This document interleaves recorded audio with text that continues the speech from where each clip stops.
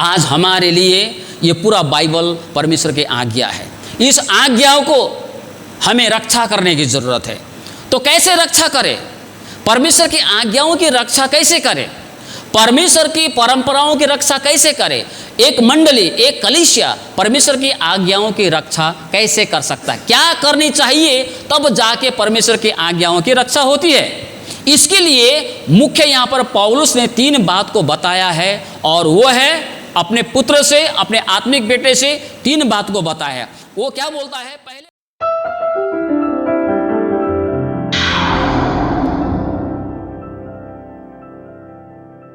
जय मसीह सभी को। तो आइए हम लोग परमेश्वर के वचन को खोलेंगे। पहला तीमुथियुस की पत्री 6 अध्याय इसका 11 से लेकर आज मैं आपके बीच 16 पद तक पाठ करूंगा। परंतु हे परमेश्वर के जन, तो इन बातों से भाग और धार्मिकता, भक्ति, विश्वास, प्रेम, धीरज और नम्रता का पीछा कर। विश्वास की अच्छी कुश्ती लड़ और उस अनंत जीवन को धर ले जिसके लिए तू बुलाया गया है और बहुत से गवाहों के सामने अच्छा अंगीकार किया था।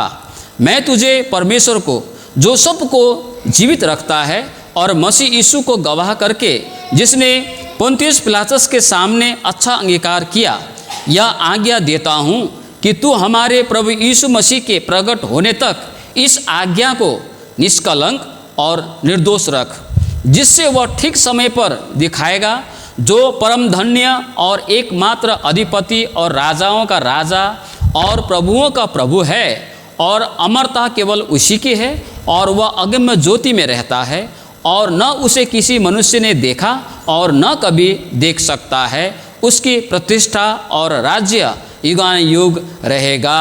आमीन। तो आज का जो हमारा वचन का जो विषय है वो है परमेश्वर की पवित्र आज्ञाओं को और परंपराओं को सुरक्षित रखना। सीधा शब्द में कहने से परमेश्वर के आज्ञाओं को बचा के रखना, परमेश्वर की परंपराओं को बचा के रखना, परमेश्वर की आज्ञाओं को सुरक्षित रखना, ये आज का हमारा विषय है। जैसे मैंने आपको कई बार बताया कि यह पत्र जो है, यह पत्र पावल प्रेरित ने अपने आत्मिक पुत्र तीमुथियुस के लिए लिखा। इसलिए यहाँ पर क्या बताता है? परंतु हे परमेश्वर का जन बोल के वो तीमुथियुस को एक उपाधि देता है, एक नाम देता है कि हे परमेश्वर के जन बोल के ये नाम अपने आत्मिक पुत्र तीमुथी के लिए देता है। लेकिन जिस प्रकार जब घर में अगर 4 बच्चे हों, घर में यदि 4 बच्चे हो और उन बच्चों में एक बच्चे अगर रात को देरी से आता हो, 10 बजे 11 बजे, तो माँ डांटती है, पिता उसको गाली देता है कि आज तुम्हारा आने का समय यही है, घर में आने का समय यही है, क्या तुम्हें घर में आने का समय पता नहीं? तुम्हें घर में 5 से 6 बजे तक अगर बेटा है तो तुम्हें आ जाना चाहिए, अगर बेटी है तो 4 बजे तक तुम्हें घर में आ जाना चाहिए, क्या तुमको ये पता नहीं? बोल के जब माँ बाप उस बच्चे को डांटते हैं तो माँ बाप सिर्फ उस बच्चे को सिर्फ डांट नहीं रहा होता है, लेकिन घर में जो बाकी 3 बच्चे हैं उसको भी समझ जाना चाहिए कि ये डांट वास्तव में हमारे लिए भी है। ये जो बातें मेरे माता पिता उसको बोल रहा है, मेरे भाई को, मेरे बहन को, वास्तव में हम जो 3 लोग घर में हैं, ये डांट, ये बातें हमारे लिए भी हैं बोल के समझना चाहिए। उसी प्रकार से जब पौल ने तीमुथियुस को हे परमेश्वर के जन बोल के कहता है, तो हमें समझना चाहिए कि ये जो वचन है, ये जो आज्ञाएं हैं, वो सिर्फ तीमुथियुस के लिए नहीं परंतु वो हमारे लिए भी है बोल के हमको माननी चाहिए और समझनी चाहिए। हालेलुया। आज का जो विषय क्या है? परमेश्वर की आज्ञाओं और परंपराओं को बचा के रखना, सुरक्षित रखना। कैसे? परमेश्वर की आज्ञाओं को, परमेश्वर के परंपराओं को अगर हमको बचाना है, अगर हमको रक्षा करना है, अर्थात हमको सुरक्षित रखना है, तो हम परमेश्वर की पवित्र आज्ञाओं और परमेश्वर की पवित्र परंपराओं को हम कैसे बचा सकते हैं? अगर हमको बचाना है, परमेश्वर की आज्ञाओं को और परमेश्वर की परंपराओं को हम बचाना चाहते हैं, तो हमें ऐसी क्या करनी चाहिए कि परमेश्वर की आज्ञा और परंपराओं सुरक्षित रह सके, है ना? परमेश्वर की आज्ञा, भजनकार और नीति वचन के लेखक, भजनकार भजन संहिता में दाऊद कई बार और अन्य लेखक भी साथ ही साथ नीति वचन में राजा सुलेमान ने भी कई बार कहा है कि तेरी आज्ञा अनमोल है, तेरी आज्ञाएं बहुमूल्य है, अनेकों, है ना, हीरे मोती से भी, मूंगे मोती से भी ये तेरी आज्ञा बहुत ही मूल्यवान है, तेरी आज्ञा बहुत ही कीमती है बोल के बोल रहा है ना? इस कीमती आज्ञा, ये कोई किसी व्यक्ति का दिया हुआ आज्ञा नहीं, परंतु अगम्य ज्योति में रहने वाला, अमरता उसी के है, कभी किसी ने नहीं देखा, नहीं देख सकता है, उस परमेश्वर के द्वारा, अपने दास के द्वारा माध्यम से दिया गया पवित्र आज्ञाएं, पवित्र परंपराएं हैं, जो हमको सुरक्षा देना है, जो हमको पालन करना है, जिसकी रक्षा हमको करनी चाहिए। हालेलुया। ये आज्ञा कोई एक साधारण आज्ञा नहीं है। इसलिए जब राजा साउल ने परमेश्वर की आज्ञाओं को उल्लंघन किया, तो परमेश्वर ने क्या कहा? इसने मेरी आज्ञा का उल्लंघन किया, इसने मेरा अनादर किया। जो मेरा आदर करे मैं भी उसका आदर करूंगा, जो मेरा अनादर करे मैं भी उसका अनादर करूंगा। परमेश्वर की उस बहुमूल्य आज्ञाओं को तोड़कर, परमेश्वर की उस आज्ञाओं की रक्षा न कर राजा साउल ने परमेश्वर का बहुत बड़े अपमान किया था। इसलिए परमेश्वर ने बोला, तू अब से राजा न रहेगा, अब तेरे स्थान पर मैं एक राजा जो मेरे मन के अनुसार है, उस दाऊद को मैं चुनने वाला हूं। परमेश्वर की आज्ञा बहुत ही महत्वपूर्ण, बहुत ही मूल्यवान है ना? अभी हमारे घर में कोई मूल्यवान वस्तु है तो हम उसकी रक्षा करते हैं। मान लीजिए अभी, है ना, हमारा एक भाई, हमारा बेटा अभी बाजार में जाके अभी एक कोट और एक पेंट खरीद के लाया, है ना? तो मिनिमम, कम से कम कितना, कोट और पेंट का कितना, 5,000 से ऊपर, थोड़ा खरीदने से उससे 10,000 है, 15,000 है, कितना कोट पेंट खरीद के लाया। और जब वहाँ से 5,000 रुपया में वो कोट पेंट खरीद के जब निकलता है, तो वहीं फुटपाथ में एक दुकान उसको दिखाई देता है, वो सेकेंड हैंड उधर में मिलता है कपड़ा। तो वहाँ पर ऐसे देखने से उधर में उसको दिखाई देता है कि एक पेंट उधर में पड़ा हुआ है। महाजन जी इसका दाम कितना है? तो वो बोलता है 100 रुपये। 100 रुपये नहीं, 50 रुपये दूंगा बोल के 50 रुपये दे के पेंट को खरीद लिया। अब जो जेबी में खरीदता है वो तो एकदम शानदार पॉकेट में लगा के तो नहीं देगा, क्या में देगा? जेबी में कपड़ा न्यूज़पेपर फाड़ेगा, उसे रोल करके देगा, है कि नहीं? न्यूज़पेपर में फाड़ के उसको रोल करके देगा। अब ये घर में आके अपने माँ से बोलता है कि कौन सा कपड़ा जोगाने के लिए बोलता है? वो न्यूज़पेपर में वो रोल किया हुआ, माँ इसको बचा के रख दीजिए, इसको संभाल के रख दीजिए। बोलेगा कि वो 5,000 वाला कोट पेंट को रक्षा करने के लिए बोलेगा, स्वाभाविक है। उसे वो कोट पेंट के विषय में ही बोलेगा, क्योंकि उसका ज़्यादा कीमत पड़ा है। 5,000 रुपये दे के उस कोट पेंट को खरीद के लाया है ना? 50 रुपये के बाद वो नहीं करेगा, वो खुद इधर में कहीं पर फेंक के रख देगा, फेंक के रख सकता है। परमेश्वर का वचन इतना मूल्य है, इतना मूल्यवान है, इतना कीमती है कि हमें उसकी रक्षा करनी चाहिए, उसकी सुरक्षा करनी चाहिए। बाइबल में जितने भी परमेश्वर ने आज्ञाएं दी है। तो आज यहाँ पर पौलुस अपने आत्मिक पुत्र तीमुथियुस को बोलता है, क्या बोलता है यहाँ पर 14 पद में, कि तू हमारे प्रभु यीशु मसीह के प्रकट होने तक इस आज्ञाओं को निष्कलंक और निर्दोष रख। मैंने जो भी आज्ञा तुम्हें दी है, मैंने जो भी आज्ञाएं तुमको दी है, उस आज्ञा को क्या रख? निष्कलंक रख, निर्दोष रख, उसकी रक्षा कर। हालेलुया। आज हम जो मंडली है, अभी हमने पढ़ा परमेश्वर अगम्य ज्योति में रहता है। यहाँ पर क्या कहता है, परमेश्वर का जो विषय में बताया गया है, यहाँ पर बताया गया है 15 पद से नीचे, जो परम धन्य एकमात्र अधिपति और राजाओं का राजा, प्रभुओं का प्रभु है और अमरता केवल उसी के है, वह अगम्य ज्योति में रहता है, न उसे किसी मनुष्य ने देखा और न कभी देख सकता है। उसकी प्रतिष्ठा और राज्य युगानुयुग रहेगा। ये अदृश्य परमेश्वर, ये अगम्य ज्योति में रहने वाला परमेश्वर, अमरता केवल उसी के है, हर एक को जीवन देने वाला परमेश्वर, यहाँ ऊपर में लिखा है। वो परमेश्वर को अगर कोई प्रस्तुत कर सकता है दुनिया में, अगर कोई वो अदृश्य परमेश्वर को, वो सर्वशक्तिमान परमेश्वर को, सर्वव्यापी परमेश्वर को, कभी किसी को दिखाई न देने वाला परमेश्वर, अगम्य ज्योति में रहने वाला परमेश्वर को अगर कोई दिखा सकता है इस संसार में, तो वो है मंडली, वो है कलीसिया। इस संसार में कलीसिया को छोड़कर कोई भी जीवित परमेश्वर को प्रस्तुत नहीं कर सकता। इसलिए प्रभु ने क्या बोला, तुम जगत की ज्योति हो। हालेलुया। आज हम जब उसकी आज्ञाओं की रक्षा करते हैं, जब उन्होंने जो आज्ञाएं दी, तीमोथियुस ने यहाँ पर पौलुस ने तीमोथियुस की जो जो आज्ञा दी थी, यहाँ पर पौलुस अपने आत्मिक बेटे से बोल रहा है, तीमोथियुस, जो जो आज्ञाएं मैंने तुझे दी है, उस आज्ञाओं की रक्षा कर, उस आज्ञाओं को अपमान होने न दे, निष्कलंक रख, निर्दोष रख, दोषी होने न दे उस आज्ञाओं को। आज हमारे लिए ये पूरा बाइबल परमेश्वर की आज्ञा है।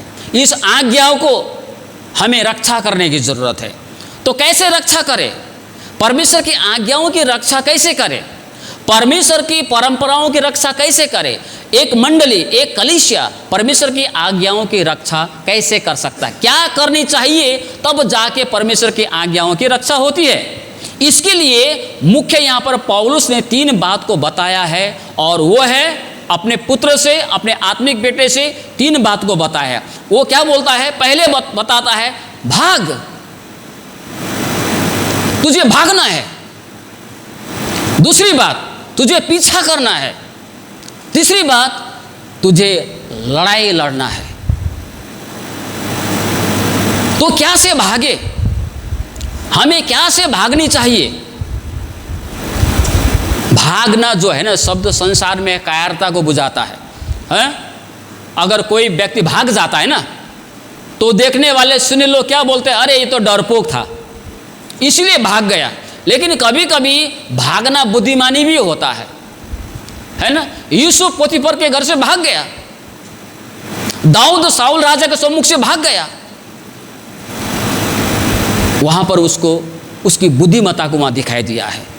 पिछले बार आपने शायद मोबाइल में देखा होगा, एक व्यक्ति ने हाथी को मार दिया। मैं उस फेसबुक में उस व्यक्ति के मृत्यु को मैं देख रहा था, कोई कैमरा किया था मोबाइल से।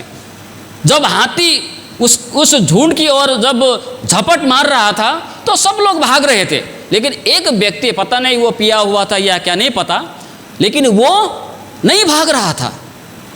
और अंत में पता है 2-3 बार झपटना मारने के बाद में भी सब तो भाग गए, लेकिन ये जो व्यक्ति है वो वहीं पर अटक के वो बैठा हुआ था। हाथी ने आके उसको पटक के वहीं पर उसको मार दिया। मैंने मोबाइल में देखा। कभी कभी हम खुद को बहुत हिम्मत वाला हम दिखाने की कोशिश करते हैं हम लोग, है ना। हम लोग, हमारे पास में बल है, ताकत है, बुद्धि है, लेकिन कभी कभी परमेश्वर का वचन हमें बताता है भागना भी बुद्धिमान होता है कभी कभी, है ना। वचन में क्या कहता है? 1 कुरिन्थियों के पत्री, वहाँ पर अगर आप लोग 10 का 12 में अगर देखते हैं, पढ़ेंगे तो वहाँ पर बताया है, जो कहता है, जो सोचता है कि मैं स्थिर हूँ, तो सावधान रहो कहीं गिर ना पड़े। ओवर कॉन्फिडेंस कभी कभी हमको औंधा मुँह गिरा देता है, हमें असफलता सामना करना पड़ता है। तो यहाँ पर सबसे पहली बात जो है, पौलुस अपने आत्मिक पुत्र से बताता है, हे तीमुथियुस, अगर तुझे मैंने जो भी आज्ञा दी है तुझे उस आज्ञा को रक्षा करनी है, प्रभु यीशु के आगमन होने तक उस आज्ञा को, परंपरा को बचा के रखना है, तो तुझे एक काम करना पड़ेगा। सबसे पहले काम, तुझे भागना पड़ेगा। तो भागने का मतलब है उससे दूर होना। नेपाली बाइबल में दूर बने लिखेगा। तो दूर होना है तो किससे भागना है, क्या चीज़ से भागना है?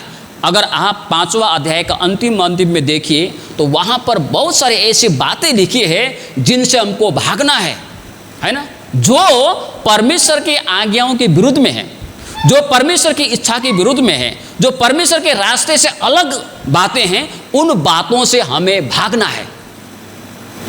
पहली बात मैं उसको नहीं बताऊंगा, आप पढ़िए घर में, क्योंकि वो बहुत लंबा हो जाएगा। तो हमें उन सारी बातों से भागना है जो झूठी शिक्षा हो सकती है, जो ईश्वर रहित स्वभाव, ईश्वर रहित बातें, जिसमें ईश्वर का कोई भी अंश नहीं होता है, ईश्वर की खुशी नहीं होती है, ईश्वर की इच्छा नहीं होती है, वैसे वैसे स्वभाव, वैसे वैसे बातें है, तो उससे हमको भागने की आवश्यकता है। हालेलुया। तो पहली बात, अगर कलीसिया परमेश्वर की आज्ञाओं की रक्षा करना चाहता है, अगर कलीसिया परमेश्वर के परंपराओं की रक्षा करना चाहता है, उसको बचा के रखना चाहता है, तो उन सारी बातों से उन्हें दूर रहना है, भागने की आवश्यकता है ना। और जब इन बातों से हमें भागते हैं, जब हम दूर होते हैं, तो पहला कदम है कि हम परमेश्वर की आज्ञाओं की रक्षा करते हैं। दूसरी बात यहाँ पर बताता है पीछा कर। पहले बोलता है भाग, अब पीछा करने वाली बात मैं आपको बताऊंगा। यहाँ पर पीछा करने वाली बात क्या है, यहाँ पर बताया गया है पीछा करने वाली बातों में, पर हे परमेश्वर के जन, तू इन बातों से भाग और धार्मिकता, भक्ति, विश्वास, प्रेम, धीरज और नम्रता का पीछा कर। पहले वाले भाग में बताता है दूर हो जा, दूसरी भाग में बताता है नजदीक हो जा, है ना। पीछा करो उसका। कौन सी बातों को पीछा करना है? यहां पर वो बताता है धार्मिकता का पीछा करना है। उसके बाद यहां पर बताता है भक्ति, भक्ति के पीछे चलो, भक्ति का जो स्वभाव है वो धारण करो जिंदगी में। अगर हम परमेश्वर की आज्ञाओं को बचाना चाहते हैं, अगर परंपराओं को बचाना चाहते हैं, विश्वास, प्रेम, धीरज, नम्रता का पीछा कर। ये सारी बातों के पीछे हमको लगना है, पीछे पीछे चलना है ना, उसका पीछा करना है, ताकि उसके नज़दीक हम रह के वो हमारे जीवन में आने पाए। तब परमेश्वर की आज्ञाओं की रक्षा होती है। परमेश्वर का आज्ञा अगर कहता है झगड़ा मत करो, तो एक विश्वासी को पता है कि झगड़ा नहीं करना है। अगर वो व्यक्ति झगड़ा करता है तो आज्ञा दोषी ठहरा कि निर्दोष ठहरा, कलंकित हुआ कि निष्कलंक रहा, कलंकित हुआ, दोषी ठहरा आज्ञा। क्योंकि परमेश्वर का वचन क्या कहा था? परमेश्वर का वचन है झगड़ा मत करो। लेकिन अगर हम झगड़ा नहीं करते हैं तो वहाँ पर क्या होता है? परमेश्वर की आज्ञा जो है, परमेश्वर की आज्ञा की रक्षा होती है और परमेश्वर का सम्मान होता है। अभी मैं मान लीजिए कहीं पर मैं जाऊँ, है ना, अभी गारो बस्ती का ही मैं उदाहरण दूंगा। अभी गारो बस्ती में गया और ये सप्ताह मैं जाके मैं बोलूँगा कि मैंने मेरे चर्च, सिंगानिया चर्च से मैं 4-5 लोगों को मैं यहाँ पर काम करने के लिए बुलाया हूँ, बोल के मैं वहाँ पर सूचना कर दिया। और आने वाले शनिवार को मैंने बुलाया बोल के मैं तो चला गया, और उससे मेरे पीछे पीछे जब 4 लोग आप लोग आते हैं तो मेरी आज्ञाओं को आप मान के जब वहाँ पर आप आते हैं तो क्या हुआ? उनके नज़र में मेरे आज्ञाओं का सम्मान होगा कि नहीं होगा? मेरा आज्ञा का सम्मान होगा, उसमें साथ ही साथ मेरा भी सम्मान होगा। ठीक इसी प्रकार जब हम परमेश्वर की आज्ञाओं को पालन करते हैं तो परमेश्वर का सम्मान होता है। इसलिए तो शाऊल को प्रभु ने क्या बोला? तुमने मेरा अनादर किया है, मेरे आज्ञा को न मानकर, मेरे आज्ञाओं को रक्षा नहीं करके। इसलिए यहाँ पर परमेश्वर का वचन हमको बताता है कि हमें इन सारी बातों को मानकर, इन बातों के पीछा करके हमें परमेश्वर की आज्ञाओं की रक्षा करना है, परमेश्वर की आज्ञाओं के, परंपराओं की रक्षा करना है। और अंतिम जो बातें हैं वो बातें यहाँ पर क्या बताया गया है? लड़ाई लड़ना है। ये लड़ाई क्या है? ये लड़ाई जो है हमारे पड़ोसी के साथ में नहीं है, ये लड़ाई संसार के किसी व्यक्ति के साथ में नहीं है, लड़ाई किसी अधिकारी के साथ में नहीं है, लड़ाई किसी घर के सदस्य के साथ में नहीं है, लड़ाई किसी हमारे दोस्त मित्र के साथ में नहीं है, लेकिन लड़ाई किसके साथ में है? इफिसी का पत्र 6 अध्याय में आकाश में जो दुष्टता की सेना है, शैतानिक सेना है, उसके साथ में हमारा युद्ध है। और इस युद्ध में हमें हथियार प्रभु ने क्या दिया है वहाँ पर नीचे, और उस हथियारों में से एक हथियार है विश्वास। हालेलुया। विश्वास की लड़ाई लड़,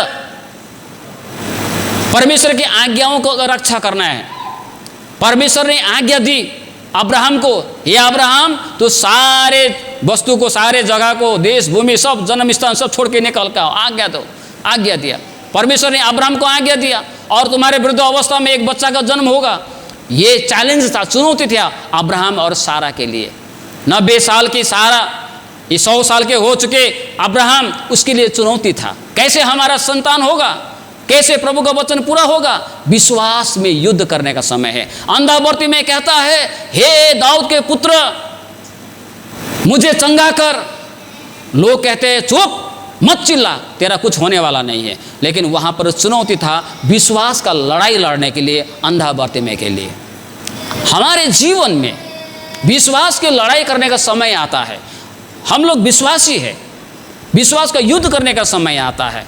लेकिन उस वक्त में जब हम विश्वास में जब युद्ध करते हैं, तो विश्वास में युद्ध करने वाले लोगों के साथ में परम प्रभु परमेश्वर रहता है, परमेश्वर साथ देता है उसको, है ना। हम लोग कई बार सिर्फ हम लोग ये हम लोग ऐसा ही सोच के चलते हैं, चलो भाई हम लोग विश्वासी है, ऐसा ही। लेकिन कभी कभी हमारा जीवन में इस प्रकार की परिस्थिति आता है जहाँ पर हमारे विश्वास का संघर्ष हमको करना पड़ता है, विश्वास की लड़ाई हमको लड़ना पड़ता है। अब्राहम ने लड़ा, अंधा भर्ती में नहीं लड़ा।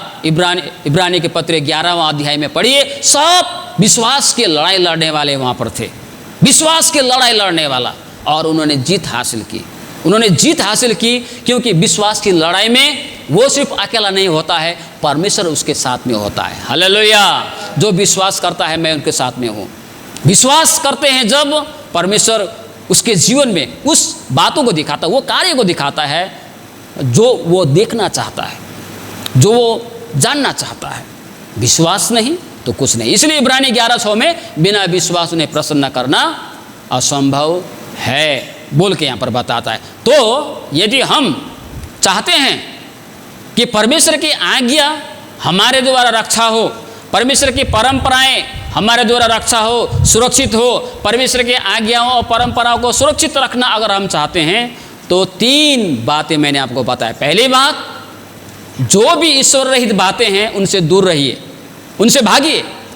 दूसरी बात मैंने आपको, पहली बात बताया, दूसरी बात मैंने आपको बताया, पीछा करें धार्मिकता का, भक्ति का, नम्रता का, प्रेम का, विश्वास का यहाँ पर बताया गया। उन सारी बातों के पीछे चले, उसे पकड़ने की कोशिश करें।